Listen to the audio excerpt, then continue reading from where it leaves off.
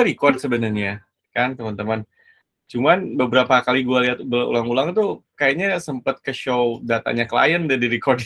Nggak bisa gue share ulang. Mudah-mudahan hari ini gue nggak keceplosan nge-share data klien ya. Jadi kita bisa share di kelas nanti. Ya, jadi yang konten audit ini konten audit yang kita pakai kalau teman-teman sudah selesai di taxonomy research, terus masuk ke topik cluster. Di topik cluster teman-teman sudah map landing page-nya, ketemu landing page-nya untuk setiap search query atau topik yang teman-teman punya. Kemudian kan teman-teman harus tahu apa yang kita lakukan di konten tersebut kan. Pakai framework yang ini ada 4 bagian di framework ini. Yang pertama yang kita cek adalah content crawlability-nya dulu. Lihat yang pertama apakah kontennya sudah diindeks dengan baik oleh search engine. Teman-teman bisa pakai inspect URL. Tuh, tergoda untuk buka search console lagi gue. Nggak usah ya. Pakai inspect URL di search console aja.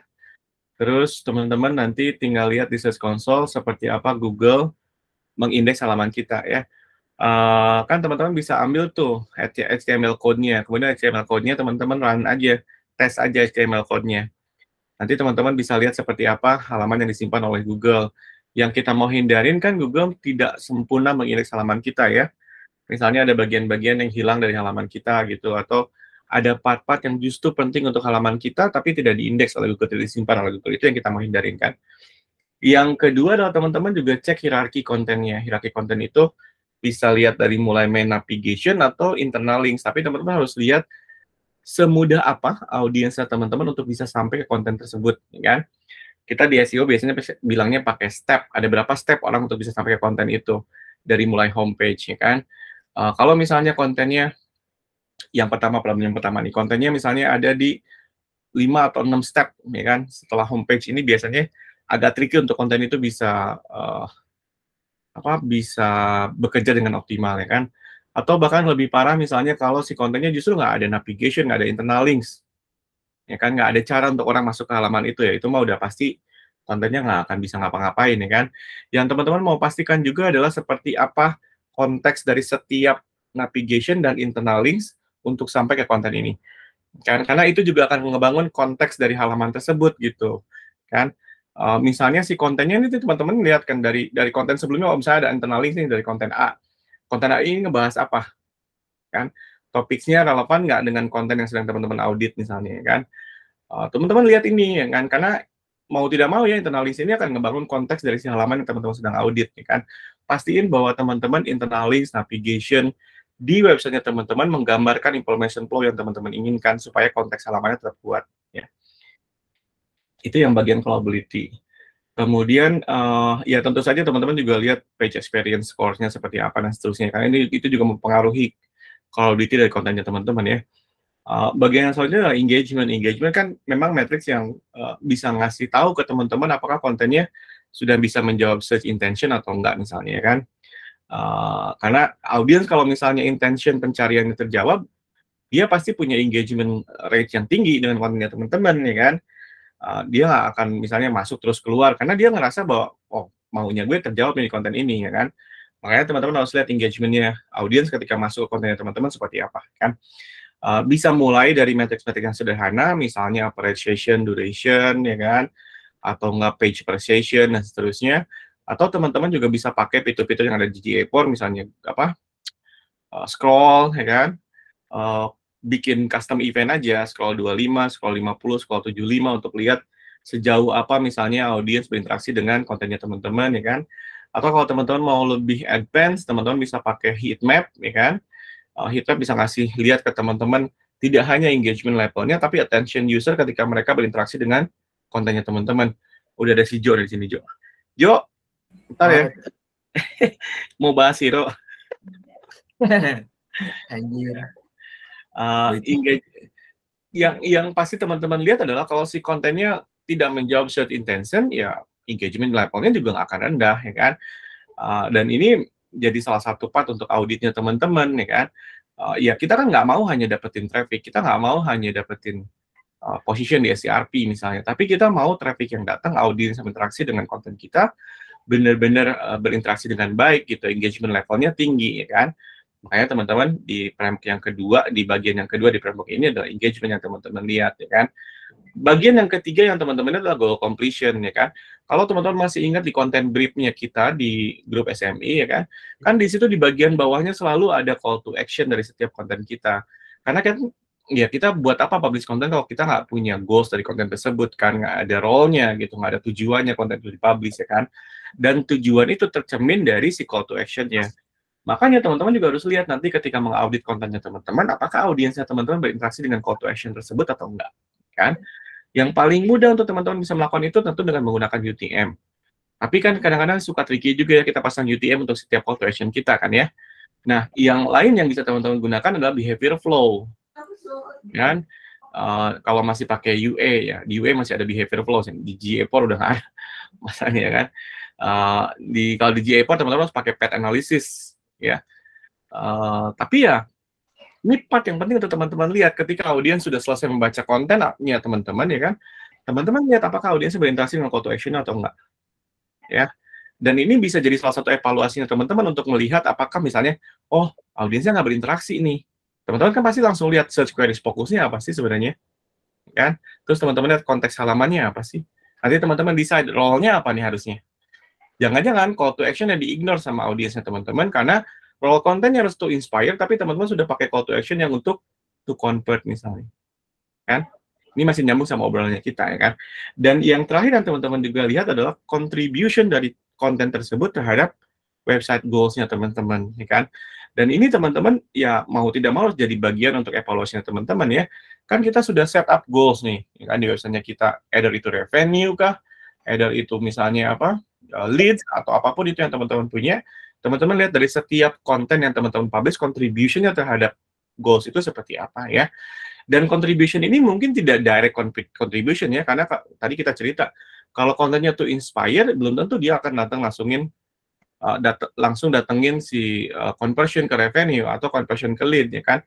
Kalau tuh inspire tentu teman-teman ngelihatnya bukan itu, tapi teman-teman lihat bagaimana engagement dari user setelah konten itu, apakah tembus sampai ke conversionnya teman-teman. Kan? Lewat path analysis atau behavior flow ya kan, teman-teman lihat seperti itu ya.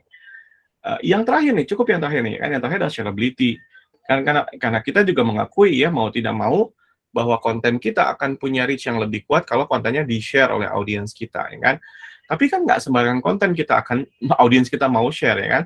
Yang pertama tentu quality of kontennya harus seperti apa, terus apakah misalnya, ya kan, ada value untuk audiens ya share kontennya ini ke networknya mereka atau enggak, ya kan. Dan ya ini juga bahan evaluasi teman-teman. Kalau misalnya konten yang teman-teman publish, ternyata orang nggak mau ya sharing ini, nggak ada satupun mention misalnya ya kan, atau nggak ada satupun citation, teman-teman lihat orang juga nggak share ke Twitter, nggak share ke Facebook, nggak share ke networknya mereka ya kan. Teman-teman harus bertanya-tanya, ini sebenarnya problemnya apa sih dengan konten ini? Apakah kontennya tidak cukup punya value untuk audiensnya, kan? Atau tidak cukup punya punya sesuatu yang bikin audiens, gue harus share ini penting untuk network gue gitu kan. Itu yang teman-teman nanti harus lihat ya kan. Dan nanti action yang teman-teman ambil dari sini, misalnya teman-teman tambahin, oh mungkin konten ini akan lebih menarik untuk audiensnya share ke tempat lain kalau gue tambahin rich media content misalnya. Atau gue butuh tambahin data di sini. Atau butuh tambahin sesuatu yang bisa ngebuat orang, gue harus share ini kan. Dan dari 4 framework ini, teman-teman, ini action optimization plan-nya teman-teman. Jadi, di KPI yang teman-teman punya, di podcast-nya teman-teman, numbers of content yang teman-teman optimize ini, nanti action plan-nya teman-teman ambil dari sini. Gitu.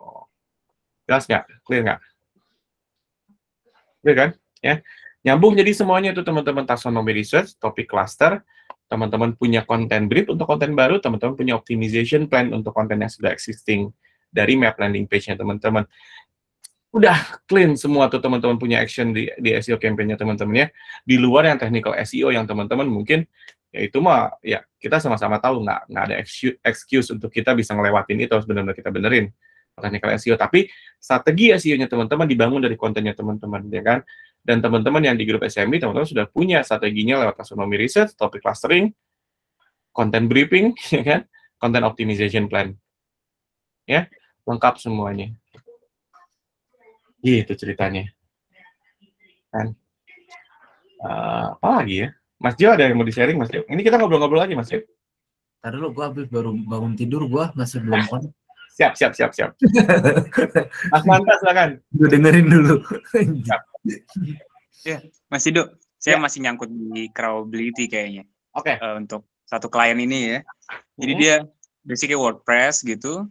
Kalau saya list dari Crawlability yang ada poin-poinnya gitu kan, itu so far udah oke semua. Apa namanya, Sitelink awalnya pakai plugin, sekarang udah saya coba manual gitu kan, udah coba manual. Saya baru audit lagi nih September, saya lihat ada beberapa konten yang ini beberapa konten yang last crawl-nya September atau Oktober, September akhir. Beberapa ada masih di Mei dan April, dan juga itu dia no index, jadi kayak crawl found tapi not index gitu. Iya. Ada update nggak konten-konten itu? Ya Mas? Ada update nggak konten-kontennya? Kontennya nggak di beberapa nggak ada yang diupdate, tapi itu emang yang ke indeks ya Mas, jadi kayak emang top pages-nya kan. Iya. Cuman kalau misalnya ada beberapa yang dari dulu belum masih ke indeks sih Mas, tapi konten baru. Kalau kontennya nggak diupdate ya kemungkinan kecil ya Google untuk melakukan recrawling ke halaman itu gitu ya, kecuali kalau Google misalnya ketemu konten barunya ada internal links ke halaman yang lama, kan Google akan follow tuh internal links-nya tuh ya, Google akan crawling lagi halamannya ya kan. Tapi kalau misalnya nggak ada hal-hal seperti itu ya Google juga nggak punya reasons untuk misalnya ngelihat konten-konten yang dipublish 2 bulan 3 bulan yang sebelumnya kan. Sorry Mas Ido, maksudnya ini kita posting artikel baru itu yang 2 bulan 3 bulan misalnya udah diposting lama, cuman nggak ke indeks gitu. Kalau nggak ke indeks kan ada statusnya pasti kan di inspect URL kan, entah itu crawled not index, discovered not index ya. Nah, tentuin dulu ini problemnya apa ya kan. Kalau misalnya crawled not index, artinya Google sudah mengunjungi halamannya tapi Google decide bahwa halamannya nggak penting untuk gue indeks. Oke. Ya. Kayaknya itu karena misalnya halamannya gue nggak tahu tin misalnya ya kan, nggak ada spesifik konteks yang penting untuk Google mau store di indeksnya mereka ya kan, atau misalnya halamannya yang nggak ada value-nya gitu intinya kan. Kalau cloud not index kan Google sudah ngunjungin halamannya, Google sudah datang ke halaman tapi Google bilang halamannya nggak penting buat gue indeks ya kan. Dan ini kadang-kadang problemnya bukan hanya di kontennya tapi di sisi kitanya juga ya kan. Saya misalnya itu crawled not index ya kan, karena itu Google crawl-nya dari sitemap-nya kita sudah submit sitemap, Google ngunjungin ke halaman kita dari sitemap, tapi Google lihat kok halaman ini nggak ada navigation, nggak ada internal links ya untuk orang bisa ke halaman ini, atau kalaupun ada navigation atau internal links, step-nya misalnya lebih dari 5 ya kan, artinya jauh dari homepage-nya ya kan. Google bilang ini halamannya sebenarnya penting nggak ya untuk website ini ya kan. Cloud not index. Kalau discovered not index itu bisa banyak case-nya ya kan. Either ketika Google mengunjungin halamannya misalnya shop 404 ya kan, atau misalnya justru respon servernya yang bermasalah ketika Google mengunjungin itu ya kan.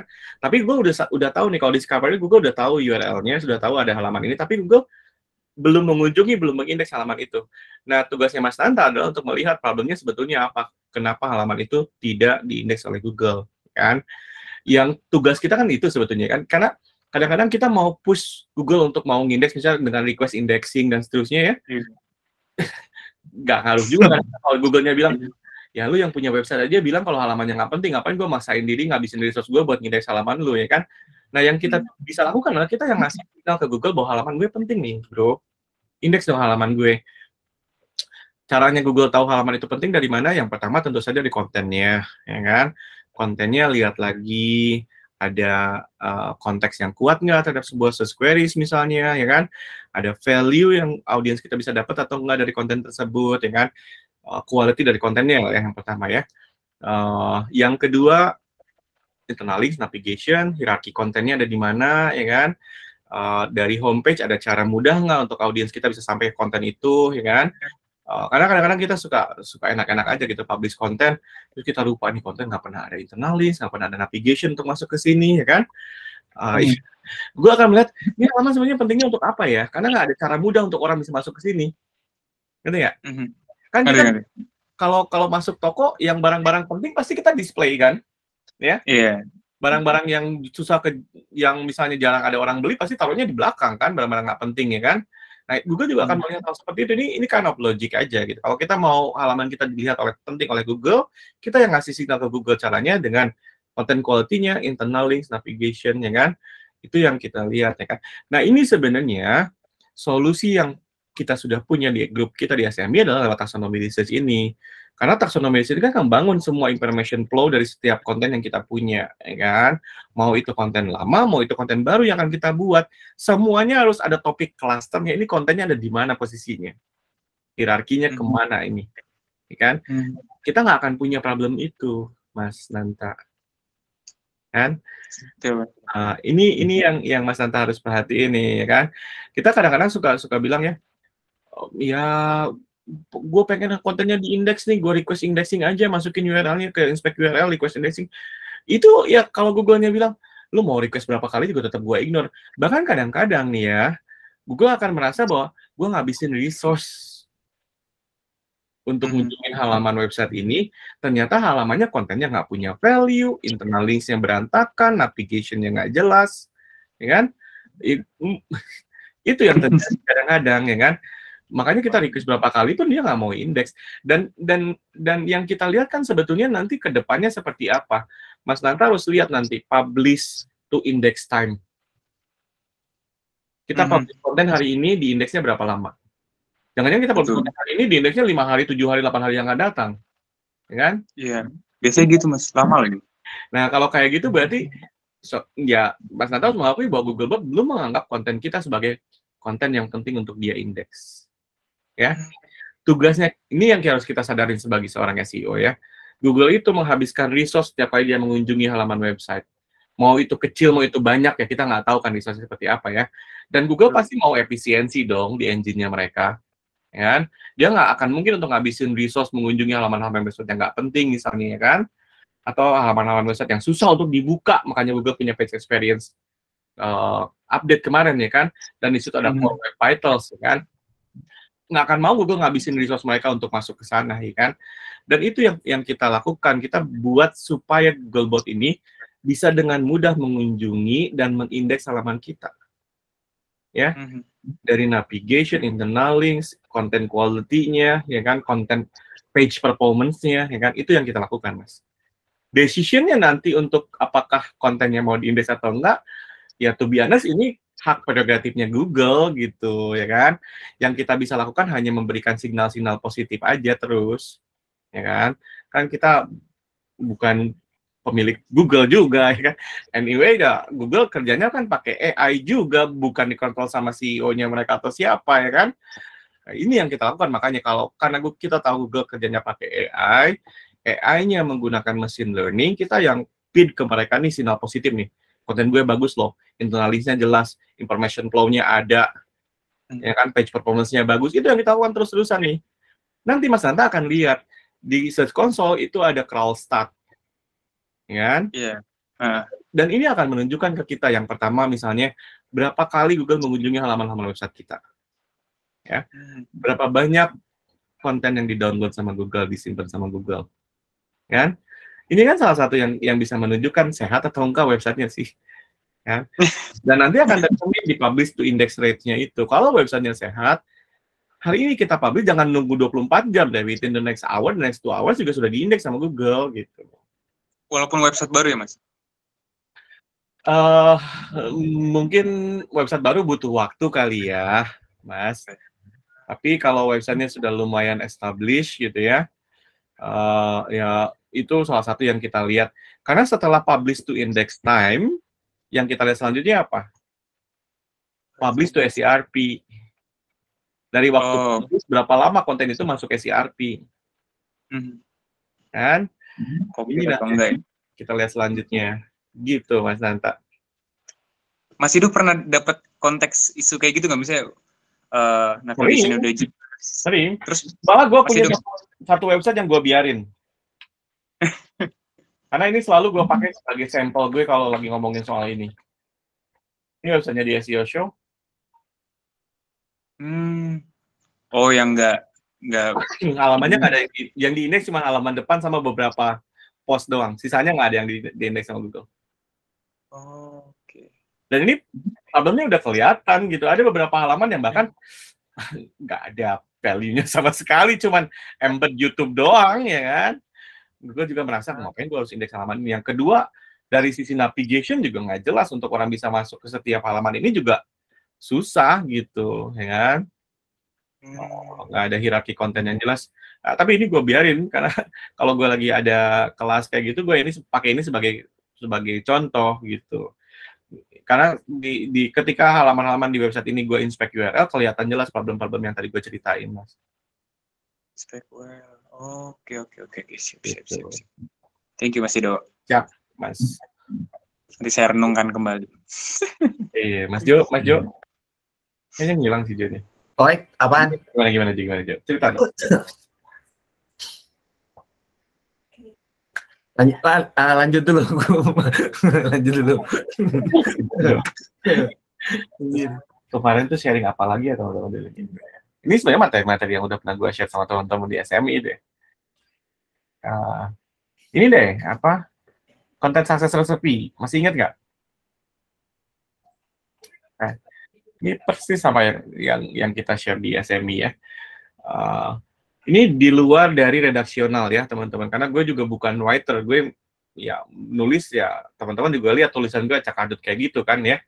Tapi ini di luar dari sisi redaksionalnya ya. Kita sebagai orang SEO, bagaimana cara kita memastikan bahwa konten kita ini optimal gitu hasilnya ya kan. Yang kita pakai adalah 3 rumusan ini ya teman-teman. Yang pertama adalah konten quality-nya dulu ya. Dan konten quality ini dibangun dari mana? Kalau kita di grup SMB, kita pakai taksonomi research, itu yang ngebangun quality dari konten yang pertama, karena kita sudah mengerti behavior audiensnya seperti apa, intention pencariannya apa, topik clusternya seperti apa. Kan? Ini bagian kita untuk membantu si konten kita benar-benar punya kualitas yang bagus gitu kan. Yang kedua adalah readability ya kan. Readability ini jangan pakai tools dah ya, pakai tools juga susah, kadang-kadang banyak tools yang ngasih tahu readability score tapi dia juga nggak ngerti sebenarnya seperti apa ya kan. Pakai cara-cara yang gampang aja teman-teman, habis nulis bagiin aja tulisannya sama teman sebelah misalnya ya kan, atau nggak sama teman di luar circle-nya teman-teman, terus bilang ke mereka, gue baru nulis nih, gue coba deh lu baca tulisannya, gampang nggak dibacanya, lu ngerti nggak gue mau ngomongin apa. Itu aja, simpel-simpel kayak gitu aja ya kan. Sama struktur dari kontennya memang ya kan. Ini termasuk dari mulai title-nya, headings yang teman-teman pakai, kalau itu adalah listing atau numbering, teman-teman atur tuh semuanya section-section yang ada di kontennya teman-teman ya kan. Dan kalau sekarang ya teman-teman, termasuk juga ini lagi banyak terjadi sama konten-konten yang gue audit ya teman-teman ya. Gue punya konten itu panjang-panjang, hampir semua kontennya long form di salah satu klien gue ya kan. Tapi ternyata long form konten ini kalau kita ekstrak kontennya ya, yang benar-benar ngebangun konteks dari halaman itu paling cuma 2 paragraf, 3 paragraf.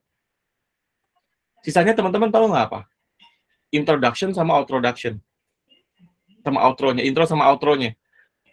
Intronya tuh sepanjang-panjang kapan tahu gitu. Kayak misalnya mau ngomongin soal soal dongeng anak gitu ya, tiba-tiba ngomongin sejarah dongeng dan seterusnya, legenda nggak penting gitu kan. Introduction-nya bisa 4-5 paragraf, inti kontennya paling cuma 2 paragraf, di bawahnya ditaruh lagi outro yang sebetulnya membuat konten itu jadi nggak punya value, nggak punya readability yang bagus gitu ya. Ini salah satu yang teman-teman harus perhatiin ya kan. Dan kadang-kadang ini terjadi karena kebiasaan kita sebagai writer, kita suka enak aja gitu. Oh, ngasih tahu ini dulu lah, bawa ke sini dulu lah, ininya ya, dan seterusnya. Padahal ya, teman-teman, kan teman-teman tahu ya behavior-nya. Teman-teman juga mungkin punya behavior yang sama ya. Kita melakukan pencarian dengan satu kata kunci, dengan intention yang tertentu ya. Ketika kita masuk ke konten kita, apa yang pertama kita cari? Intention kita kan? Benar nggak? Ya kan?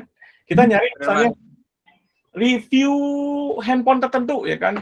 Masuk ke halaman kontennya, yang pertama kita cari adalah bagian reviewnya, betul nggak? Kita nggak mau ngomongin soal sejarah perusahaannya, kita nggak mau soal CEO-nya, sebenarnya nggak penting untuk kita kan. Yang kita butuh reviewnya kan. Nah ini yang kadang-kadang terjadi di konten-konten yang teman-teman juga mungkin sering ketemu ya kan. Intronya terlalu panjang, outro-nya tidak jelas, konteks halamannya jadi terbuang, jadi nggak kebangun gitu ya kan. Dan ini bagian dari readability kontennya teman-teman ya kan. Hati-hati ketika teman-teman menyusun ini nih, ya kan. Makanya kadang-kadang ya dibaca aja sama teman-teman. Teman-teman kan kita pakai dengan konten briefnya kita ya. Teman-teman kan kita punya konten brief sampel yang lumayan straightforward ya. Kita punya search queries fokus, kita punya apa namanya itu, aduh lupa gue, ask question dan seterusnya ya, kan itu sudah jelas tuh teman-teman di situ. Ada di mana ya teman-teman itu ya? Ini konten brief ya. Ini format konten brief kita kan udah straightforward nih teman-teman. Di sini teman-teman tahu konten role-nya apa, tahu topiknya apa, subtopiknya apa, fokus search queries-nya ada di sini, ask question-nya ada di sini, ya kan? Dan teman-teman juga sudah mendefine semua section dari kontennya teman-teman. Ketika konten ini jadi nanti ya, balik lagi ke sini, lihat lagi. Ya udah bener ya, udah sesuai belum ya sama konten brief-nya? Ya kan? Jangan dibiarin si konten brief ini terbuang percuma gitu. Karena ini yang akan ngebangun konteks dari kontennya teman-teman. Karena kalau tiba-tiba orang nyarinya misalnya reksadana pasar uang, begitu masuk kontennya, tiba-tiba kontennya ngomongin sejarah reksadana. Buat apa? Ya kan? Atau tiba-tiba ngomongin soal BEJ. Ya, buat apa? Kan dia lagi nyari reksadana pasar uang. Kita sudah kasih tahu ke mereka, oh ini reksadana pasar uang, ini. Kesini. Bahkan sampai ke call to action-nya sudah ada di sini. Itu yang teman-teman gunakan untuk memastikan bahwa konten yang teman-teman publish ini punya readability yang baik, ya kan? Redaksionalnya teman-teman serahkan sama writer-nya nanti, ya kan? Tugasnya teman-teman adalah untuk memastikan bahwa kontennya enak dibaca, apa yang kita mau sampaikan bisa dimengerti oleh audiensnya kita, ya. Apalagi kalau teman-teman mau fokus di ask question-nya nih, ya. Kan teman-teman juga kemarin kalau dengerin Reza banyak pakai PAA misalnya sekarang ya. Ini salah satu yang teman-teman bisa terapkan di konten-kontennya teman-teman ya. Kalau teman-teman ketemu satu ask question dan teman-teman mau fokus di ask question itu, ask question-nya usahakan dijawab di first paragraph. Begitu orang masuk ke kontennya teman-teman, question langsung jawab sama teman-teman. Additional information teman-teman taruh di bawah. Jangan dibalik additional information di atas, baru jawabannya di bawah. Jangan seperti itu, karena kalau teman-teman mau fokus di ask question, ketika orang memasukkan pertanyaan mereka, yang mereka butuhkan apa? Jawabannya. Jangan terlalu lama membuat mereka menunggu gitu untuk dapat jawabannya.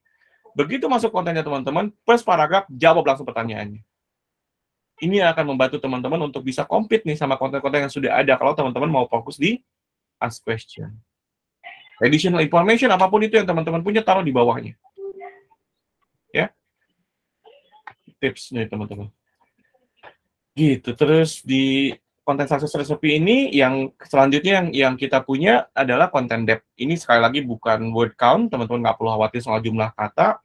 Yang teman-teman perhatiin adalah tadi teman-teman sudah punya search queries, topics, sama ask question. Teman-teman pastiin bahwa kontennya benar-benar mengcover semua bagian dari search queries, topik, sama ask question.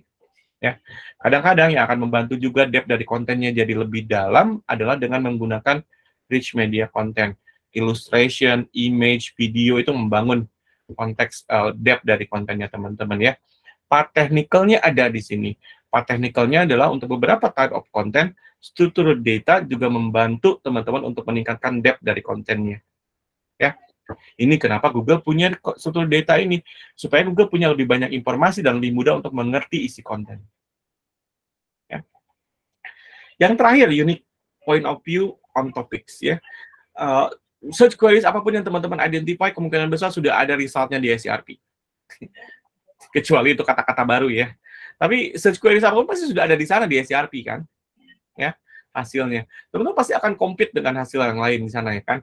Caranya teman-teman untuk bisa compete dengan lebih mudah adalah cari point of view terhadap search queries yang teman-teman mau fokuskan. Ya, yang suka salah adalah menurut gue ya, orang tuh punya ketemu search queries dari taksonomi research-nya mereka, lihat SERP, terus mereka justru ngebaca kontennya orang, ngikutin pola konten orang. Oh, konten yang ini bahasnya bagian yang ini kayak gini. Dia bikin konten baru tapi isinya sama. Ngebahas yang serupa, ngebahas pola yang sama. Kalau seperti itu, apa bedanya dengan konten yang sudah ada? Apa reasons Google untuk memasukkan konten kita ke dalam SERP? Apa value tambahan yang orang dapatkan dari konten kita? Justru ketika kita sudah dapat search queries, masuk ke SERP, lihat konten orang, yang kita cari adalah, gue bisa nulis ini dari angle yang mana ya, yang belum dibahas sama orang. Itu loh, teman-teman. Jangan justru ngikutin orang, gitu. Kalau kita ngikutin orang, ya sama aja dengan yang sudah ada, ya artinya kontennya jadi sampah doang. Paling nanti bisa naik ke SERP, dikarbitin pakai backlinks. That's it. Ya kan? Nggak akan bisa ngapa-ngapain. Nggak akan ngasih value untuk audiensnya. Teman-teman baca konten orang, lihat konten orang, cari, oh, orang ini bahasnya dari sini, ke sini, ke sini, ke sini ya. Gue cari angle yang baru, gue bahasnya mau dari sini, ke sini, gue tambahin ini dulu, gue ganti datanya dari sini. Ini yang teman-teman lakukan, cari unique point of view terhadap topik atau search queries yang teman-teman fokuskan. Ya. Bagian yang selanjutnya adalah relevansi. Ini bagian yang penting juga ya, teman-teman ya. Di sini, teman-teman sudah tahu rumusnya, kita punya content role, ada 3, to inspire, to educate, sama to convert, ya kan? Dan setiap role ini nanti punya goals yang berbeda, punya ekspektasi yang berbeda di audiens kita, kan? Dan setiap role ini juga akan cater specific search queries intention, kan? Yang kedua adalah contextual topics. Ini kenapa di taxonomy research kita punya topik cluster, ya kan? Karena jangan sampai teman-teman publish konten terus nggak jelas kontennya ada di hierarki yang mana di topiknya kita. Ini kecuali kalau teman-teman bekerja di media outlet, ya. Kalau teman-teman bekerja di media outlet yang hidupnya kan bukan di SERP yang organik seperti kita di corporate ya. Mereka kan hidupnya di news tab atau di top stories ya kan. Mereka nggak butuh ini gitu. Mereka nggak butuh topik cluster dan seterusnya. Mereka juga punya resource yang banyak untuk bisa publish 200-300 konten ya kan. Kalau teman-teman kerja di corporate di perusahaan kan teman-teman nggak punya kapasitas seperti itu. Makanya ketika kita publish konten, kita pastikan bahwa kontennya punya hierarki yang jelas topik clusternya kita. Karena goals-nya kita kan bukan ranking, goals-nya kita adalah topik ownership. Ya kan? Dan kita nggak bangun topik ownership ini kalau kita sudah bisa mengcover seluruh bagian dari topik clusternya kita. Ya. Yang terakhir adalah information flow. Information flow ini tidak sekedar internal links ya, teman-teman hati-hati ya.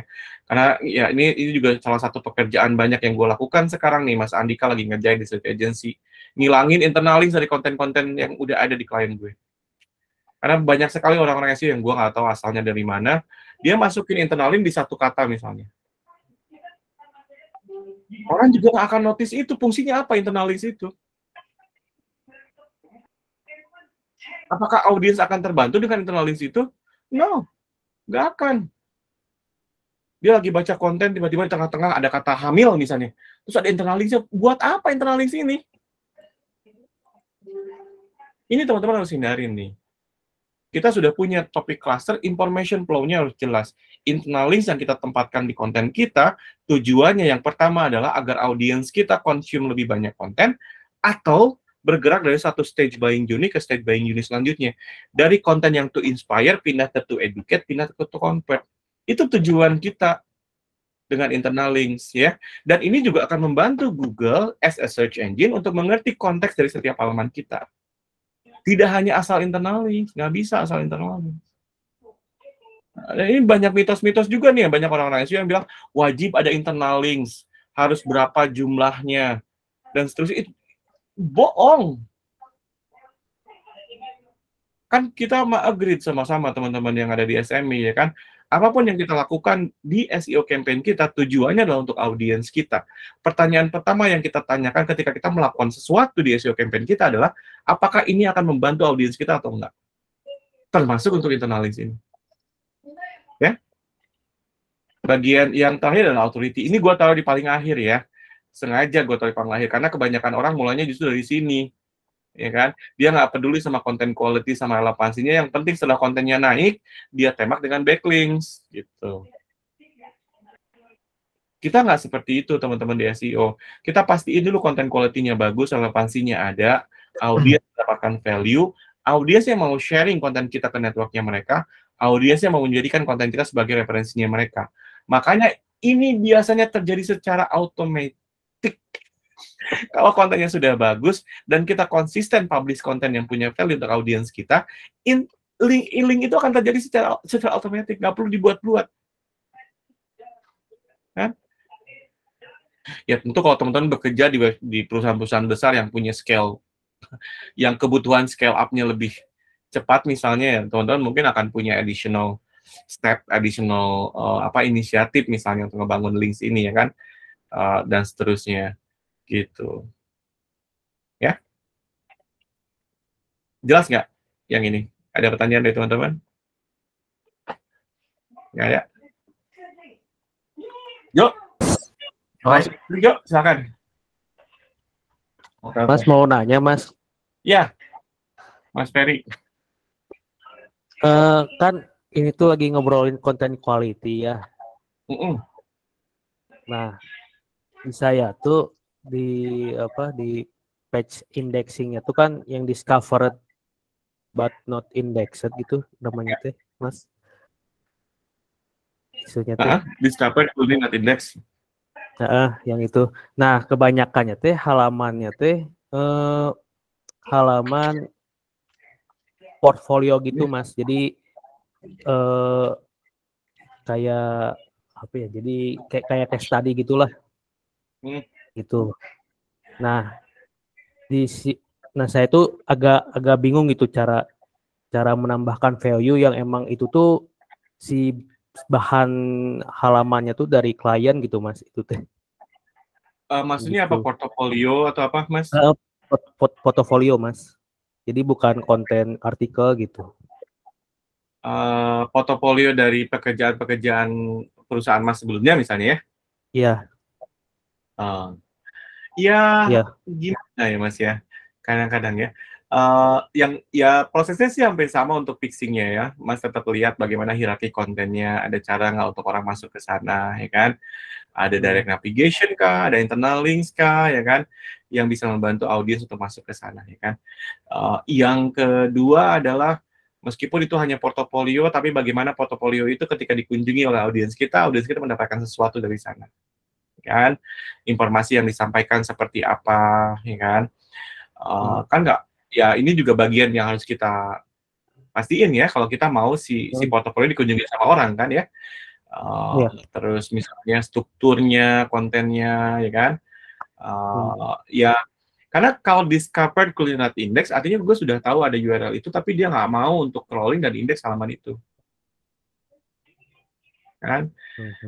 Gue sudah ketemu halamannya, dia sudah tahu ada URL ini, tapi dia bilang, kayaknya nggak penting ya gue masuk ke sana. Nah, caranya Mas Ferry untuk bisa bilang ke Google bahwa ini halamannya penting, yang pertama navigation tentu saja kan, karena navigation ini strong signal untuk Google nih, untuk kita bisa bilang ke Google bahwa halamannya penting loh, lu tunjukin ini deh, ya. Nah itu misalnya Mas bisa tambahin dari direct navigation, dari main navigationnya website Mas misalnya, atau dari satu halaman konten hub-nya misalnya, ya kan. Tapi ada cara yang mudah untuk audiensnya Mas Ferry bisa masuk ke halaman itu. Yang kedua, meskipun itu hanya halaman portofolio, ini juga satu ya Mas ya, jangan dibiasain untuk bilang hanya di halaman-halaman website kita ya. Kita nggak boleh punya halaman yang ada hanya, nggak boleh sama sekali ya kan. Setiap halaman yang kita punya harus value yang jelas untuk audiens kita kan. Kalau ini halaman portofolio, yang Mas Ferry pikirkan adalah gimana halaman portofolio ini punya value untuk audiens kita. Apakah membantu mereka misalnya untuk convince bahwa perusahaan kita yang paling bagus nih, kan? Nah ini salah satu portofolio kan, ya. Kayak gue misalnya case studies gitu ya, case studies kan salah satunya tujuannya untuk gue bisa show up ke calon klien gue kan. Portofolio juga sama kan, seperti itu kan. Iya. Ya kan? Nah, misalnya atau nanti di halaman itu Mas nggak cuma nampilin logo sama nama perusahaannya, tapi Mas ceritain juga gue ngerjain apa di situ perusahaannya, resultnya seperti apa, dan seterusnya. Kan? Ini yang akan nanti membantu audiensnya untuk dapat value dari halaman itu, Mas Ferry. Ya. Beda kan kalau misalnya Mas Ferry punya halaman portofolio, jika nama lain Mas, Akang ya, mun Kang Ferry boga halaman portofolio, terus halamannya sini logo jeung ngaran perusahaan unggul, ya, jeung mungkin yang halaman lain nu eusina teh aya logo, aya ngaran perusahaan, terus aya pagawean yang dilakukan ke perusahaan Mas Ferry naon, step-stepna kumaha, hasilna kumaha, kan beda ya eusina. Value-na ge beda. Ya. Namun geus juga gitu, juga bakal mikir gitu. Oh iya halamanna alus ya. aya fungsina Hmm. gitu. Oke. Ya? Oke. Ya, I Gitu. see. Kegambar Mas ya. Siap, Kang Peri. Siap, Nuhun. makasih Mas. Ayo sami-sami. Mangga Mas Jo. Halo. Gue Halo. bingung kalau ngomong-ngomong apa, mending nanya deh. Oh Kalau iya, gue bisa jawab. iya nanya. Teman-teman ada yang mau ditanyain lagi? Atau mau di-trigger pakai artikel kayak kemarin-kemarin? Mas Rido, Iya. Ya. saya mau tanya nih, kebetulan lagi rame di posting sama ibaratnya pakar-pakar SEO gitu kan di grup FB. Jadi terkait permaling itu panjang pendeknya itu sebenarnya berpengaruh atau enggak? Terus apakah mesti harus ada keyword yang ditembak di dalam permaling tersebut, misalnya di URL artikel kita gitu? Kebetulan ini lagi rame sih dibahas, cuma saya nggak tahu sekedar mitos atau memang ada saran khusus dari Google-nya sendiri gitu. Ada, gue mungkin agak berbeda sama Jo ya. Menurut gue URL kita buat as simple as possible aja, ya kan. Kadang-kadang gue nggak peduli di situ ada keywords atau enggak, ya kan. Kalau merujuk tadi Mas Rasid nanyain ada guideline-nya di Search Central, ya kan. Yang Google inginkan keep a simple URL structure. Ya. Kalau teman-teman pakai WordPress, kadang-kadang permalingnya kan diambil langsung dari judulnya ya. Itu nggak? Iya, langsung generate otomatis. Ya, kalau judulnya misalnya ada 19 kata gitu, URL-nya kan jadi panjang banget kan. Sebetulnya Google tidak menginginkan itu. Memang ada beberapa hal yang kita harus pastiin di URL structure-nya kita. Kayak misalnya Google tuh sukanya ada karakternya pakai UTF-8, tapi kita jarang sih punya problem itu ya. Kecuali kalau teman-teman bekerja dengan konten-konten yang dalam bahasa Chinese gitu atau dalam bahasa Urdu gitu kan, yang karakternya berbeda dengan UTF-8 ya. Google nggak terlalu suka dengan itu ya kan. Atau misalnya ada URL parameter di sana ya kan, yang URL parameternya tidak merubah isi halamannya ya kan. Ini juga harus teman-teman perhatiin. Ini Google punya guideline yang lengkap sih soal ini ya kan. Tapi menurut gue sekarang URL nggak punya pengaruh banyak ya kan terhadap konteks dari halamannya dibandingkan dulu iya Google menggunakan URL. Makanya dulu teman-teman juga pasti masih ingat banyak banget orang yang berburu exact domain URL. Kan? Kalau orang jualan sepatu dia carinya jualsepatu.com. Betul nggak? Kalau orang misalnya jual sayuran.com ya kan. Tapi Google sudah beberapa kali di bank itu, Matt Cutts bilang itu dulu ya kan, terus John Moo juga sekarang sering jawab hal yang sama ya kan, bahwa Google nggak melihat URL itu sebagai salah satu part yang membangun konteks ya kan. Yang mungkin Mas harus perhatiin selain URL-nya harus simple ya kan.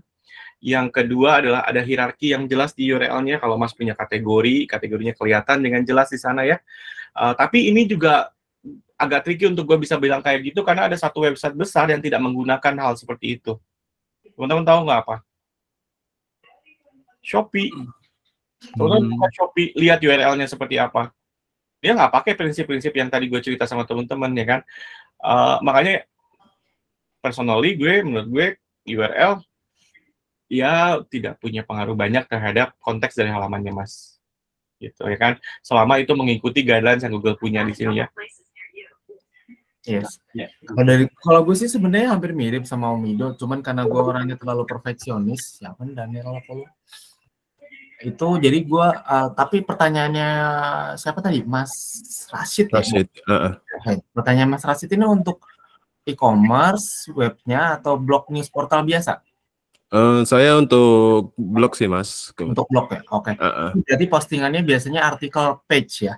Ya, benar. Kalau artikel page itu tergantung dari konteks topiknya itu apa. Misalkan kita mau bikin judul yang ada hook-nya gitu, kayak semacam clickbait gitu. Nah, kalau bisa diedit aja URL-nya, itu yang kata-kata clickbait-nya itu nggak perlu masuk ke URL.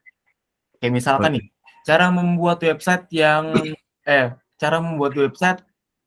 tercepat jadi dalam 30 menit. Nah, jadi dalam 30 menit itu nggak perlu masuk di URL, tapi kan intinya cara membuat website berarti ada di dalam URL nggak? Berarti fokus dari pembahasan gitu ya Mas? Yes, betul, fokus pembahasan, tapi nggak perlu pakai include kata-kata yang buat kita ngehook gitu loh, yang buat kita jadiin clickbait gitu. Kayak misalkan kita bikin konten viral, tanda seru. Nah, viral tuh nggak perlu masuk ke dalam URL. Ya. Kayak depannya kan biasa kita pakein kata itu kan, heboh Ya, atau salah gitu. Kayak cara jitu gitu kan. Nah, ya, gitu. gitu. Cara mudah membuat website, mudahnya nggak perlu masuk ke dalam URL. Yang keep it simple tuh seperti itu. Tapi kalau e-commerce beda lagi. Kalau e-commerce itu benar-benar yang simplify, yang memang to the point. Kalau misalkan kategori page itu adalah nama-nama kategorinya, terus kalau landing page untuk product page itu berarti URL-nya itu ya sesuai sama nama-nama produknya itu apa, yang sedetail mungkin. Tapi kalau yang kategori page kan itu rata-rata simple. Nggak perlu ada kata jual, nggak perlu ada kata beli, nggak perlu ada kata apa kayak gitu yang komersial. Yang clickbait itu. Nah iya, itu nggak perlu. Boleh tanya lagi Mas? Boleh, silakan Mas, silakan. Kalau nggak salah beberapa hari yang lalu sempat diskusi sama teman terkait adanya informasi tanggal di pencarian Google. Soalnya ada beberapa template WordPress itu memang ketika dipasang itu tidak menampilkan informasi tanggal kapan di indeks ataupun di posting di pencarian. Terus ada yang menampilkan. Itu sebenarnya ada pengaruhnya secara SEO atau enggak Mas? Soalnya ada beberapa portal berita kalau nggak salah kemarin sempat ngecek juga yang nggak pakai, tapi sepertinya masih dibandingkan portal berita lain masih lebih unggul gitu. Iya. Google pakai sih Mas data itu ya. Salah satunya adalah untuk menentukan kapan artikel ini dipublish. Dan ini kalau di artikel, kalau tidak ada di template-nya, Mas bisa bantuin Google untuk tahu lewat struktur data. Di struktur data ini ada date publish-nya nih Mas. Kan? Ini ya informasi yang karena ini ada di struktur data, jadi Google membutuhkan informasi ini gitu ya kan. Bukan suatu keharusan, tapi kalau Google, kita juga nggak tahu pasti Google pakai data ini untuk apa ya. Cuman kalau lihat dari struktur data yang untuk artikel, Google punya 2 field yang khusus ngomongin soal date publish sama date modified. Kan? Kalau itu ada di artikelnya Mas, artinya mungkin Google bisa pakai data yang dari situ gitu, tanpa harus ngelihat di struktur datanya. Idealnya struktur datanya juga ada gitu. Kan? Ya pengaruhnya sebesar apa ya samalah sama yang lain, kita nggak tahu sebesar apa pengaruhnya terhadap SEO ya. Cuman kita kan ngumpulin crumble aja ya kan. Secara ideal lebih baik ada gitu Mas ya. Iya, kalau lihat dari struktur data yang Google minta untuk artikel, di sana ada date publish, artinya Google menggunakan data ini nih Mas. Sebagai informasi mengenai artikel yang kita punya gitu. Ya. Mas Jo? Gue juga setuju sih, lebih baik ada. Kalau memang dari template WordPress-nya dari awal default-nya itu nggak ada, kita cari tahu cara untuk biar itu tervisualisasi, kelihatan di template-nya. Kalau gue sih begitu ya. Iya. Meskipun kok gue sih aja ya, kan di blog-blog yang gue punya, gue biasanya nggak mau ada tanggal itu. Itu ada kok September 8 tuh. Ini karena pakai Medium, tapi kalau di WordPress kita bisa hilangin ini, Jo. Gue biasanya ngilangin. Iya. Lebih baik ada sih kalau gue bilang, bener nggak? Om Rido sama nggak? Kalau di visual untuk human-nya gue nggak sih. Kalau gue sih lebih baik ada, karena kalau menurut gue itu kayak buat semacam penegasan kalau memang konten artikel kita itu up to date gitu loh, yang terbaru. On the other flip side of the coin, Jo, kalau orangnya tahu kapan tanggal itu di-publish, orangnya mungkin akan berpikir, ini artikel lama. Iya sih. Itu yang kadang-kadang kita. Tapi kalau Google-nya, gue setuju Google-nya membutuhkan data itu. Ya, selain di struktur data kan Mas Nasir di Sitemap juga kita punya ya. Kita punya publish date, kita punya last mode. Ya ada Kan? di kalau submit. Ah, Makasih Mas Rida sama Mas Jo. siap. Mas Dika, silakan Mas.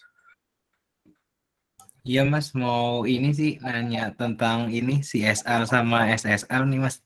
Jadi sebenarnya masih agak bingung nih. Menentukan. Yang sebenarnya kalau best practice itu kan yang sekarang banyak kan emang yang dipakai dua-duanya gitu, kombinasi antara CSR sama SSR. Dan aku nggak tahu nih bener apa enggak, cuman salah satu ngeceknya itu kan yang matiin JavaScript itu Mas. Jadi kayak ngeliat tuh blank atau enggak gitu. Dan aku tuh pernah nemu yang jadi kayak page-nya ini blank sebenarnya kalau dimatiin JavaScript-nya.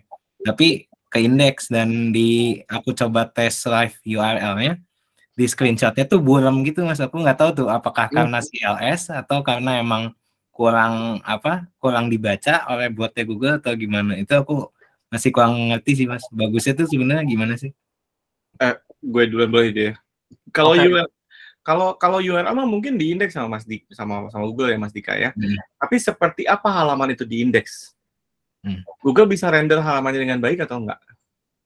Ini problem dari CSR dengan SSR itu, Mas, ya kan? Ini yang kadang-kadang suka jadi isu untuk kita, ya kan? Mas Dika mungkin bisa lihat di inspect URL Google indeks kok halamannya, tapi begitu lihat code yang Google simpan HTML-nya, Google nyimpan halamannya misalnya yang tadi Mas Dika lihat buram gitu ya kan, karena Google nggak berhasil untuk render halamannya gitu ya kan. Terus kalau Mas Dika tanya yang paling bagus seperti apa gitu ya, gue pakai jawabannya ini deh, jawabannya Frans di SEO Show waktu kita ngomongin JavaScript SEO ya kan. Kalau Frans bilang ya kan, kalau elemen dari halaman itu membangun konteks dari halamannya, ya. Artinya kalau nggak ada bagian itu orang nggak ngerti halamannya apa, Mas Dika ya. Maka elemen itu harus kita render di sisi server. Tapi kalau elemen itu tidak membangun konteks dari halamannya, itu tidak apa-apa dirender di sisi klien. Karena tanpa elemen itu pun orang bisa ngerti halaman ini tentang apa. Ya. Kalau gue sendiri biasanya gue jelasinnya adalah yang kita render di sisi server itu adalah elemen-elemen yang tidak membutuhkan interaksi dengan users. Tapi elemen-elemen yang membutuhkan interaksi dengan users, kita bisa render itu di sisi client side. Misalnya apa? Live chat, comments, ads, sliders gitu ya. Itu nggak apa-apa di render di sisi klien, Mas. Ya kan? Karena itu butuh interaksi klien juga kan, interaksi users juga kan, untuk ngeklik live chatnya, untuk ngeklik komennya ya kan. Tapi bagian-bagian lain di rendernya di sisi server. Kira-kira seperti itu, Mas Tika. Yes. Mas Jo mau nambahin? Idealnya itu sebenarnya sempat juga dikasih tahu sama Frans kemarin kalau kita mau lebih dapat kalau kita mau Google dapat konteksnya secara keseluruhan itu lebih baik elemen-elemennya memang di render semua di sisi server ya. Yes, betul. Karena biar lebih dapat konteksnya. Cuman problemnya Jo kalau halamannya kayak let's say misalnya kayak si klik dokter deh. Ada live chat, ada elemen-elemen yang sebetulnya kan nggak ngebangun isi konteks halamannya kan. Dan kalau di rendernya di sisi server semua, termasuk banner ad dan semuanya, kewalahan servernya, Jo. Betul. Kan? Itu kegedean ya? Makanya banyakannya websitenya pakai hybrid kan. Tokopedia juga ada beberapa elemen yang di render di sisi server deh, teman-teman ya. Gue sempat ngeliat ini, mana ya. Matiin JavaScript.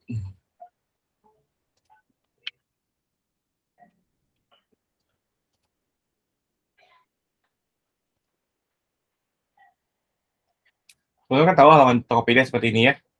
Kan kita coba refresh halamannya. Ada halaman-halaman yang hilang dari Tokopedia ini. Tanpa JavaScript.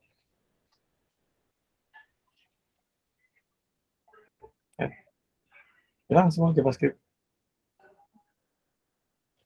Ini pinter-pinternya kita sih sebenarnya untuk menentukan ini ya, Mas Dika ya. Dan ya yang kalau misalnya kontennya nggak terlalu kompleks gitu ya, web application-nya bukan web application yang membutuhkan resource yang besar, yang Joe bilang tadi, better di-render di sisi server semuanya, aman untuk kita gitu, nggak ada resiko halamannya nggak di-render dengan baik sama Google gitu. Tapi kalau halamannya kompleks, banyak interaksi dengan users, banyak kebutuhan feature-features ya kan, yang kalau misalnya semuanya di-render di sisi server, ya servernya bisa kewalahan ya kan. Ya mungkin ada baiknya kita atur itu dengan hybrid rendering ya kan. Beberapa di-render di sisi client, beberapa di-render di sisi server. Toh Google sendiri juga bilang kan mereka bisa proses kok JavaScript kan. Kalau kita Google kan gini ya. Google request nih untuk nge-crawl halaman kita ke servernya kita, ya kan, lewat URL-nya kita. Server kita respons nih, ya kan. Kalau SSR kan kita udah proses dulu di sini nih, yang Google dapat HTML-nya ketika dia crawl, kan. Tapi kalau misalnya dengan CSR, Google request, yang dikirim balik ke Google ada JavaScript code-nya. Google harus proses dulu JavaScript code-nya untuk lihat halamannya seperti apa. Yang suka jadi isu adalah JavaScript code-nya bermasalah justru, ya kan. Entah itu ada code dependency misalnya, yang ternyata nggak dikirim dari servernya sehingga Google nggak bisa render ke halaman yang nggak sempurna misalnya ya kan. Nah ini yang kita harus perhatiin nih Mas. Google-nya sih sudah bilang mau lu pakai JavaScript segimanapun kalau asal lu bisa serving gue dengan baik, gue bisa render itu kok. Kan? Ini yang kita mau hindarin kan ketika Google request halamannya, proses renderingnya oleh Google tidak sempurna, akhirnya halamannya terpotong misalnya. Ada elemen-elemen yang Google nggak bisa lihat misalnya ya kan.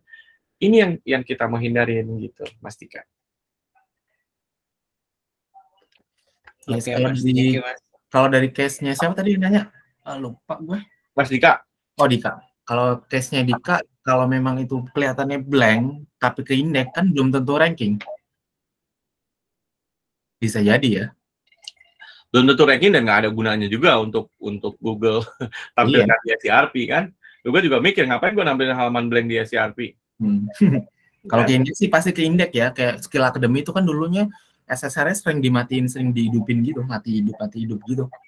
Gua nggak tahu gimana caranya tuh, kata developer begitu. Ya nggak, walaupun ke indeks, halamannya banyak yang ke indeks, tapi ya dapat trafficnya branded keyword semua. Ya, kemarin gue dikasih tahu tools ini nih Jo sama Arnold, namanya prerender.io. Ini tools yang bagus nih Mas Dika ya. Jadi prerender.io ini benar-benar mastiin bahwa semua JavaScript code kita itu bisa diproses dengan baik oleh search engine, kan? Dan ini kan kalau tadi kita ngomonginnya soal hybrid gitu ya, kalau ini dia pakai dynamic rendering. Jadi dia menentukan nih kapan si JavaScript ini diproses, kapan JavaScript ini dikirimkan dalam bentuk HTML hasil prosesnya misalnya kan. Ini bantu banyak perusahaan besar pakai ini Mas Dika. Ini bisa kerja sama hampir semua framework sih. React, Angular, Vue, dan seterusnya. Wow, gue baru tahu ada kayak gini. Ini ya gue juga baru tahu, Jo. Ini mahal nggak? Aduh, nggak tahu, gue nggak pernah pakai, Jo. Pricing nih. Pricing juga. Murah, 99. Recache include. Oke.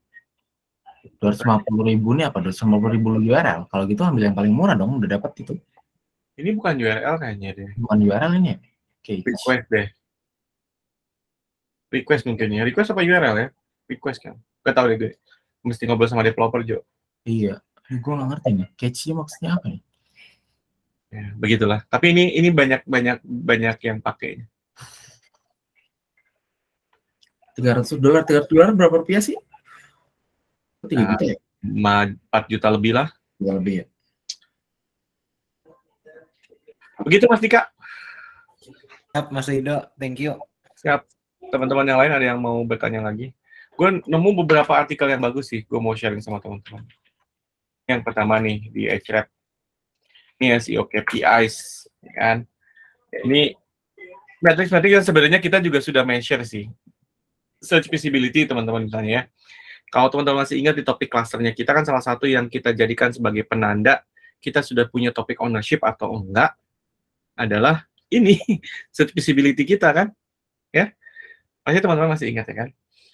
Terus ya conversion pastilah ya. Return on investment meskipun ini juga teman-teman harus hati-hati tentunya ya. Karena ya cost-nya kan banyak ya elemennya, nggak hanya satu. Kayak as simple as misalnya kalau teman-teman kerja di satu perusahaan ya kan, cost SEO ini tidak hanya dari resource-nya misalnya atau tidak hanya dari kontennya, tapi teman-teman juga harus mikirin supporting team yang lain yang membantu SEO campaign-nya berjalan, itu juga kan bagian dari cost ya kan. Agak tricky untuk mengukur ini part yang harus hati-hati ngukurnya. New backlinks kalau itu terjadi dengan naturals, oke lah teman-teman bisa ukur itu sebagai KPIs, tapi kalau itu bukan backlinks yang genuine, ya buat apa juga teman-teman measure ya kan. Keyword ranking as a KPIs gue nggak pernah pakai ya kan, teman-teman juga tahu gue pakai keyword ranking as user indicators ya kan. Nggak pernah pakai ranking sebagai KPIs-nya gue, tapi kalau teman-teman mau lihat ini, hanya saja yang suka jadi isu ya, kalau ranking ini jadi KPI, suka bikin ini, bikin nggak produktif, ngerti nggak teman-teman? Orangnya datang ke kantor pagi-pagi yang lihat ranking gue naik, ranking gue turun, ranking gue naik. Akhirnya dia bingung, kenapa yang ini turun ya, kenapa yang ini naik ya, kenapa ya? Mikirnya itu gitu. Tambahin backlink bang. Iya itu gitu loh ya kan. Organic traffic masih oke menurut gue untuk dipakein jadi KPIs-nya teman-teman. Numbers of index page, ya mungkin ya, tapi hati-hati juga pakainya ya teman-teman. Ya bagian-bagian lain teman-teman cek sendiri lah ya. Ini enggak domain rating ya, ini kan karena jualannya Ahref aja ya kan. Tapi ada beberapa matrix lain teman-teman bisa pakai di goals triangle-nya kita. Ini nyambung nih teman-teman sama yang gue share di LinkedIn kemarin. Ini nih. Goals triangle. Ini ada di SEO fundamental di SMI ya teman-teman, kalau teman-teman belum pernah lihat ini. Kan KPIs itu bagian yang ini. Gue tuh selalu berusaha agar KPIs yang gue set di sini benar-benar yang menentukan apakah goals-nya tercapai atau enggak. Ya. Tadi kenapa gue bilang kalau keyword ranking nggak pernah gue jadiin KPIs, karena belum tentu kalau keywordnya ranking di sini ya, goals-nya akan tercapai. Tuh nggak? Ya, kan ini banyak elemen yang lainnya gitu. Kontennya seperti apa, conversion rate-nya seperti apa. Makanya yang pasti yang teman-teman taruh sebagai KPIs adalah yang benar-benar menentukan goals ini akan tercapai atau enggak. Bagian-bagian yang lain teman-teman taruhnya di user indicators. User indicators teman-teman bisa punya data sebanyak apapun yang teman-teman suka. Kan? Karena kan ini hanya indikator-indikator aja ya kan, yang teman-teman bisa gunakan untuk melihat oh ada progress positif nih di campaign gue. Kan? Tapi kalau KPIs, be careful with those numbers gitu, ya kan? Kalau kita track KPIs yang salah, campaign-nya teman-teman berantakan. Asli berantakan. Fokusnya akan salah gitu nantinya. Dan ini yang terjadi di banyak campaign-campaign SEO, teman-teman. Banyak campaign-campaign SEO yang fail, bukan karena orang SEO-nya jelek, tapi fokus KPIs-nya yang salah. Dia nggak ngerti cara ngukur suksesnya seperti apa. Ya kan? Dia akan ngerasa bahwa, oh campaign-nya udah bagus kok, gue ranking untuk kata kunci ini. Padahal traffic yang datang dari kata kunci ini, nggak datangin duit buat dia. Itu loh, teman-teman ya. Terus, sambil nunggu pertanyaan dari teman-teman ya. Kalau teman-teman ada yang mau nanya, silahkan. Atau Jo mau sharing, ya silahkan.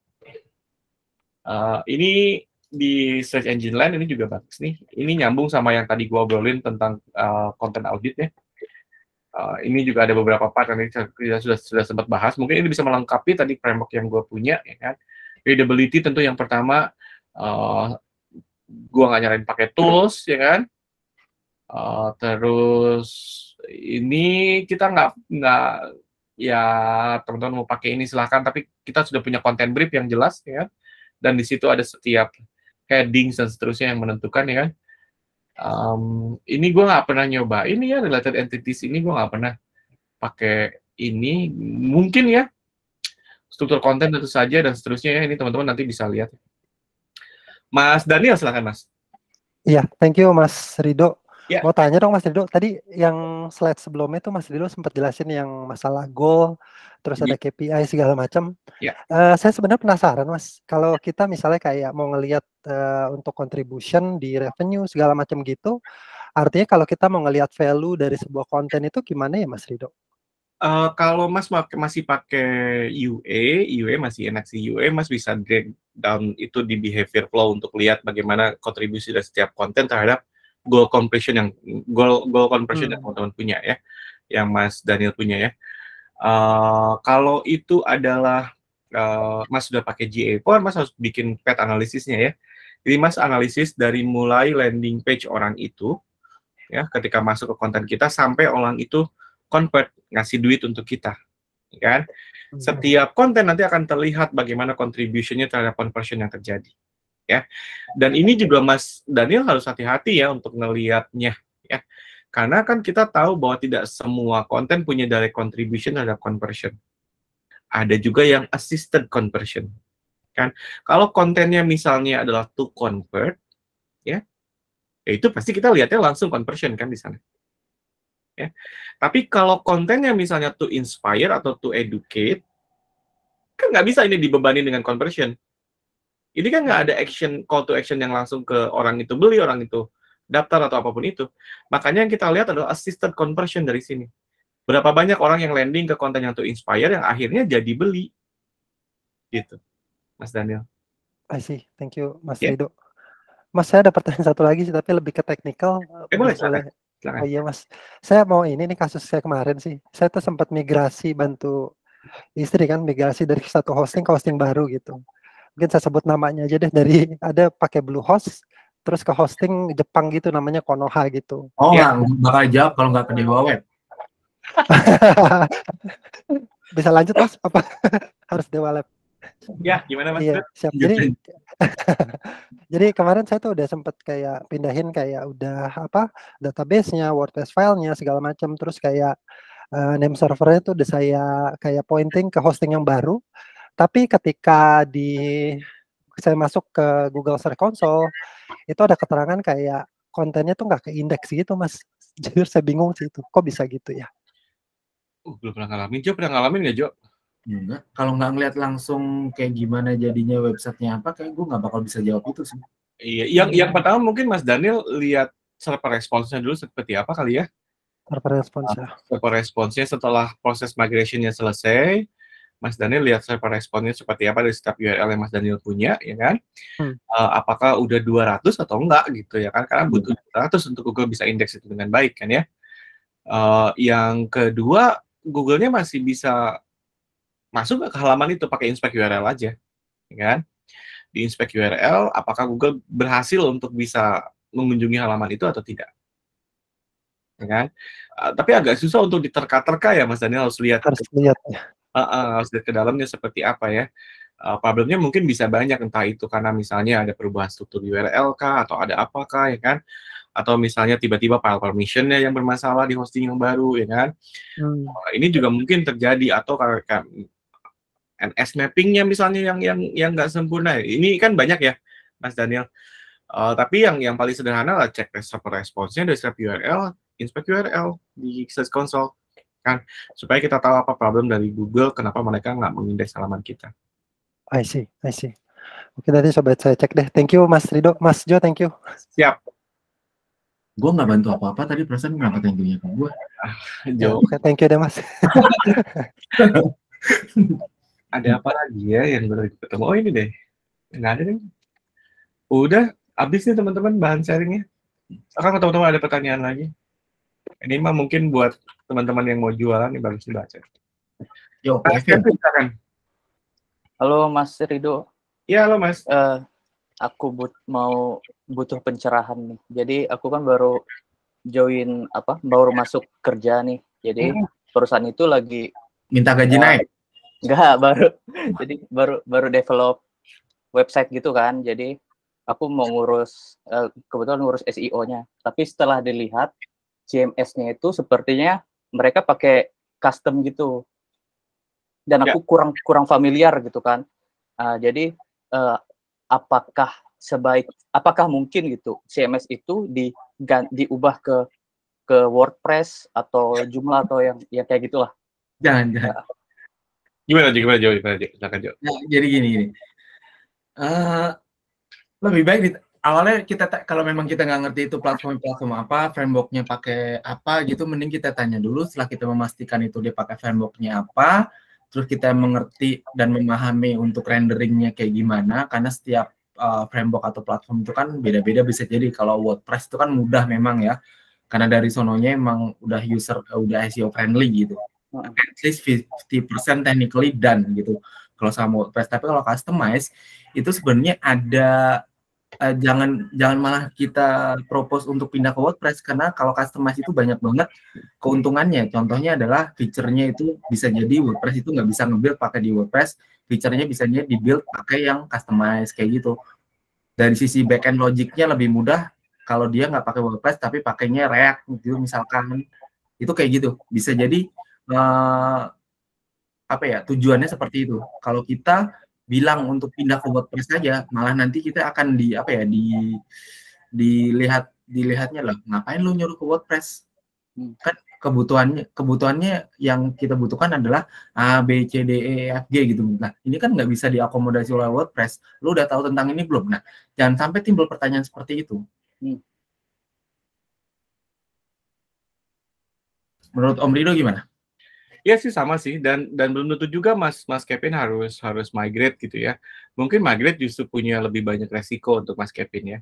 Kecuali kalau Mas Kevin ketemu problem, let's say di framework di website yang sekarang yang dipakai custom ini, ternyata let's say misalnya ada issue, nggak bisa melakukan sesuatu yang kita butuhkan misalnya kan. Terus misalnya ini bukan case yang unik ya teman-teman ya. Developernya udah nggak ada, dia bikin code-nya misalnya nggak pakai documentation, susah nge-trace-nya tuh teman-teman ya. Kalau case-nya seperti itu mungkin solusinya adalah migrate, pindah ke yang baru ya kan. Tapi kalau developernya masih ada dan kita bisa tanya ke dia seperti apa, kita bisa discuss mereka ya kan, belum tentu solusinya adalah migrate gitu Mas Kevin. Oke. Mungkin Mas Kevin bisa tanya lebih detail soal akrab aja, beliin mereka pizza atau apa kayak gitu developernya. Ini pakai apa sih frameworknya, bla bla bla. Terus lebih detailnya kayak gimana, misalkan kenapa kita pakai framework ini, nah, tanya-tanya gitu aja. Jangan langsung kita propose untuk kenapa lu nggak pakai WordPress? Oh jangan kayak gitu, karena WordPress itu nggak semuanya bagus juga. WordPress itu paling enak memang kalau untuk bikin blog biasa yang notabene hanya artikel page ya. Kebanyakan ya. Tapi kalau itu udah sampai ke titik conversion, ada transaction di situ, terus orang juga bisa beli juga di situ, itu udah nggak mungkin pakai WordPress. Yes. Setuju. Thank you. Siap. Teman-teman yang lain ada yang mau didiskusikan lagi? Gue ngasih tau ini menghindari lu, jangan sampai diomelin sama developer sih. Bikin kerjaan aja lu. Ya itu takutnya, makanya nih nanya dulu. Iya. Tadi bilang, ini orang SEO. Malah nanti untuk rekomendasi selanjutnya lu nggak akan digubris lu. Iya. Karena berawal dari situ. Ngapain nih orang? Gitu. Bisa jadi kan kayak gitu. Seru ya. Karena gini, gue ada pengalaman dari subordinate gue di ruang guru. Jadi dia itu ikut meeting dengan tim developer yang gue nggak ikut, Israel juga nggak ikut. Dia salah ngomong. Sejak saat itu dia nggak berani ngomong lagi karena dicecer.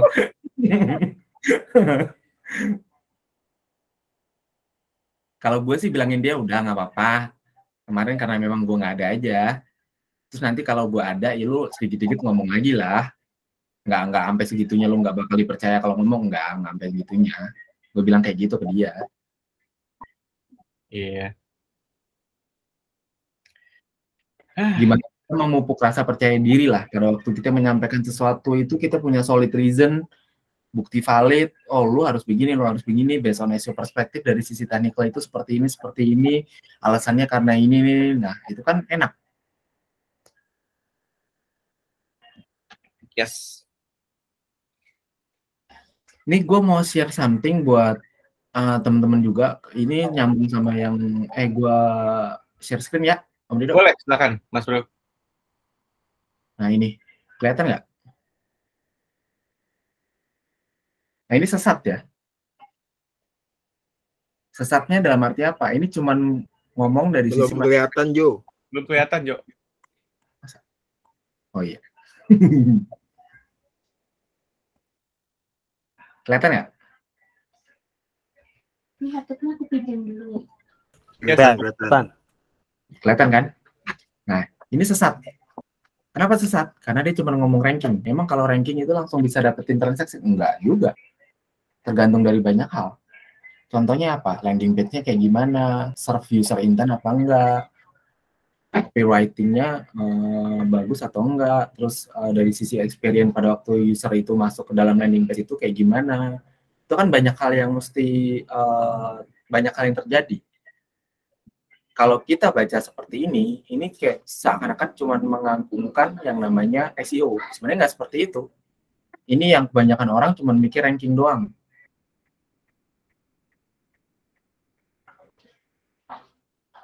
Ini sesat, jangan diikutin. Mindset seperti ini ya. Gue orang SEO, tapi kalau ngeliat baca kayak gini, ya ini orang bakalan salah persepsi. Karena ada banyak banget hal di luar sana, faktor-faktornya yang mempengaruhi orang untuk bisa convert. Entah dari sisi credibility company-nya, dari sisi website-nya itu looks convincing apa enggak, cara pembayarannya kayak gimana, landing page-nya yang pada waktu di-serve itu matching sama user intent-nya apa enggak, barangnya harganya kompetitif atau kagak, kan banyak hal. Kalau kayak gini orang cuma nyari ranking doang.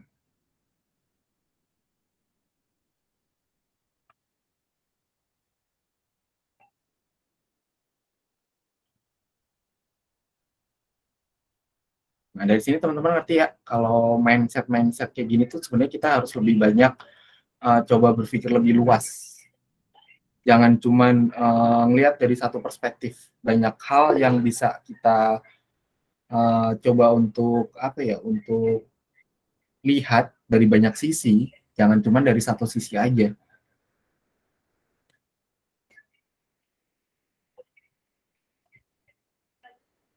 Lanjut, mungkin ada yang mau nanya atau gimana, atau ada yang mau say something gitu? Boleh.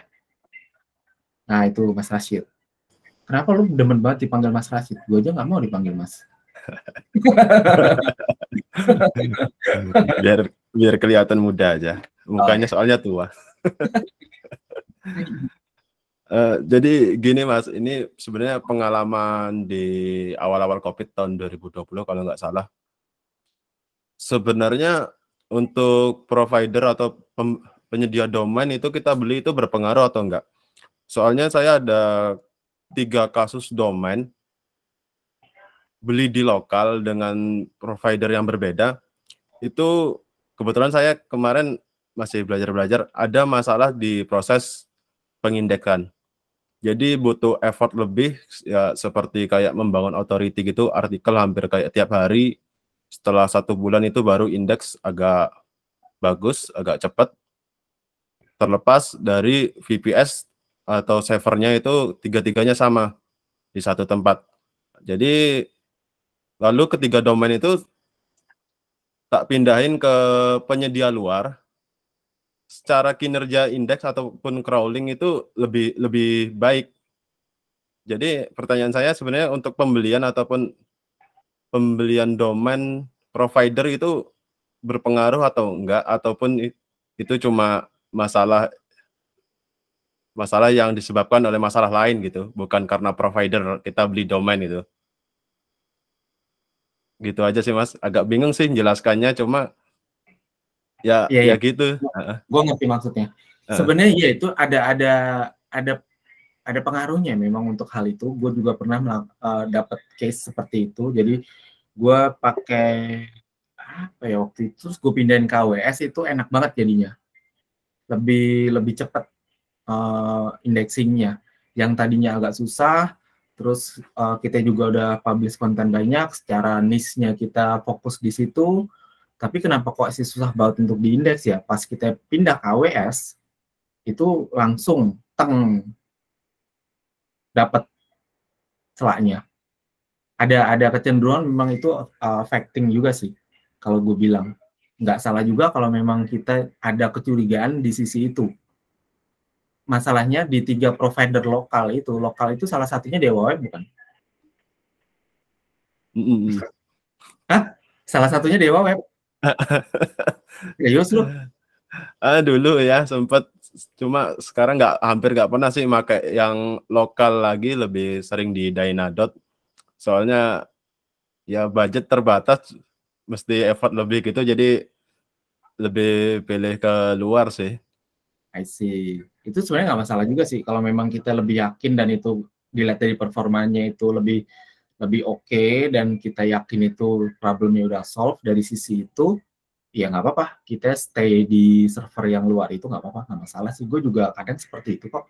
Bahkan sekarang gue udah nggak pakai server lokal tapi pakainya AWS. Semua web yang kita build.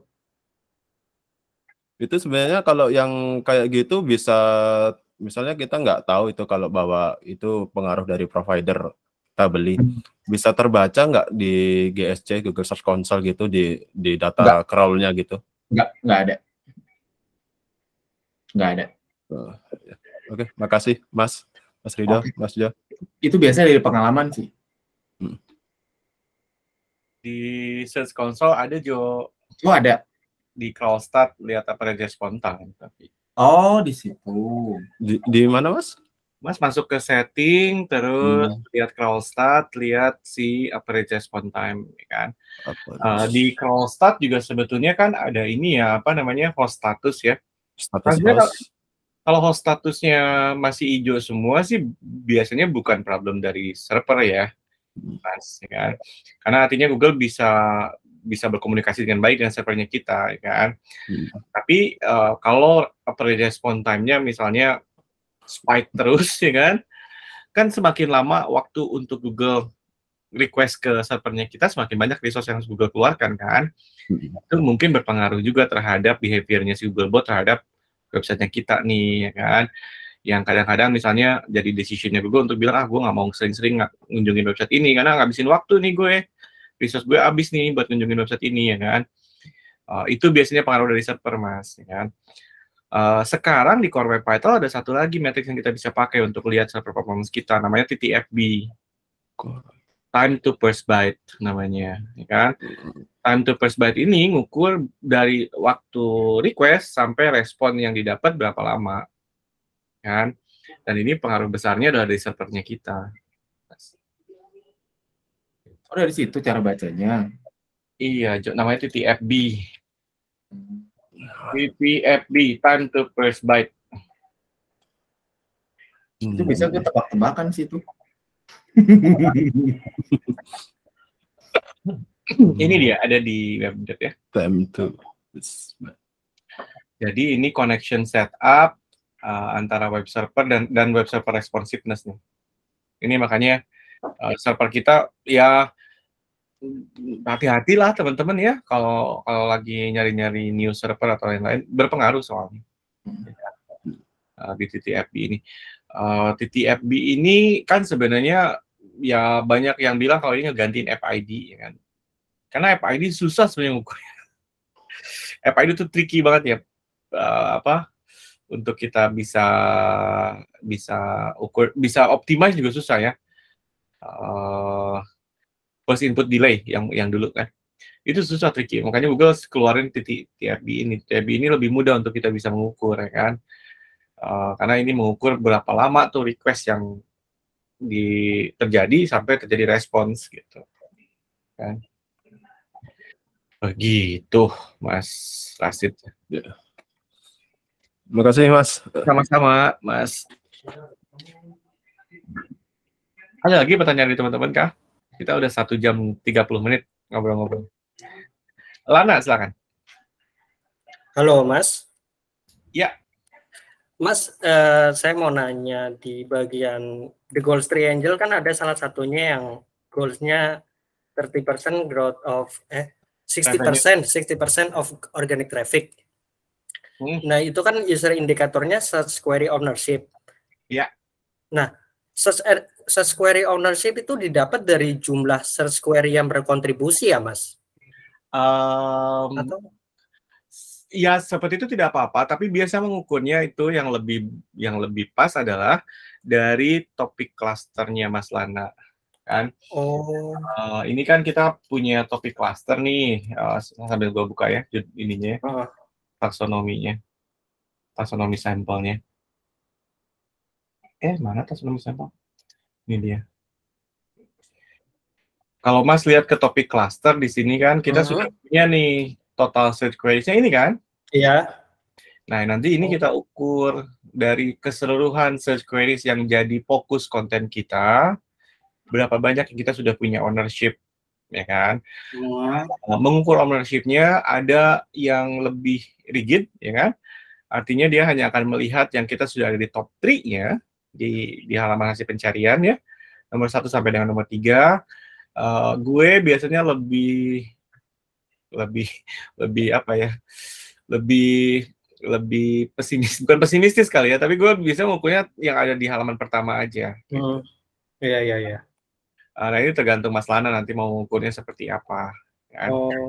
Karena ini jadi salah satu indikator kalau misalnya konten kita sudah benar-benar ya indikator yang bisa nunjukin kontennya perform atau enggak gitu, Mas. Oke. Saya pikir dari jumlah search queries yang didapat dari search result di GSC, Mas. Kalau dari situ problemnya adalah akan banyak search queries yang nggak relevan dengan kontennya kita. Kadang-kadang kita bahas sesuatu misalnya, tapi di kontennya kita ngomongin ada kata kunci lain, misalnya yang Google juga lihat, kan itu betul relevan dengan kontennya kita, dengan apa yang kita mau bangun kan. Makanya kita lihatnya dari topik clusternya kita. Di topik cluster kita punya semua search queries yang kita mau gunakan untuk jadi apa? Untuk jadi fokus kontennya kita, itu kita lihat apakah sudah punya ownership atau enggak kontennya. Oke. Oh iya, satu lagi Mas. Boleh. Sertifikat SSL sebetulnya penting nggak sih Mas? Terutama misal kalau saya di web UMKM, ya meskipun UMKM-nya mikronis hanya untuk satu kategori, cuman saya pengen supaya punya reputasi baik di mesin pencari. Sertifikasi SSL penting nggak Mas? Wah, itu gue jawabnya gampang, itu wajib. Iya. Kenapa, Mas Lana? Karena ini kan jadi harus ketika Google publish page experience update kemarin. Oh, sorry Mas. Maksudnya sertifikat SSL yang berbayar. Meskipun yang paling murah kayak Sektigo itu. Berbayar atau enggaknya sebetulnya menentukan nanti adalah seberapa bagus encryption-nya, Mas ya. Kadang-kadang kan ada banyak SSL yang misalnya katanya secure tapi ternyata datanya nggak benar-benar di-encrypt dengan baik misalnya kan. Nah, ini resikonya kalau kita pakai yang free atau yang murah ya kan. Dan ini juga membedakan antara SSL yang murah dengan SSL yang misalnya Komodo gitu ya kan. Yang harganya ratusan dolar ya kan itu encryption-nya seperti apa. Ya. Apalagi kalau webnya kita ada transaksional, itu kan harus dijaga datanya. Kan? Oh iya, Ding. Oke, thank you, Mas. Siap, Mas. Gimana teman-teman semuanya? Ada lagi? Cukup? Seru ya? Yuk, sering-sering lah ikutan hangout kita. Ini udah yang ketiga nih kita. Oke, siap. Ya. Teman-teman, cukup ya? Nggak ada pertanyaan lagi? Cukup kita tutup hangout-nya. Terima kasih teman-teman yang sudah join. Kita ketemu lagi di hangout kita yang selanjutnya ya, teman-teman. Dedi Wijaya, cek WhatsApp. Dedi Wijaya siapa ya? Wah, nggak tahu, Jo. Thank you ya, Jo, udah nemenin gue ngobrol, Jo, sama teman-teman Marketers. Gue cuma ngejawab chat dari cewek doang sih, kalau cowok males. Enggak bercanda. Om Rido, Om Jo, teman-teman semua. Thank you. Terima kasih, Om.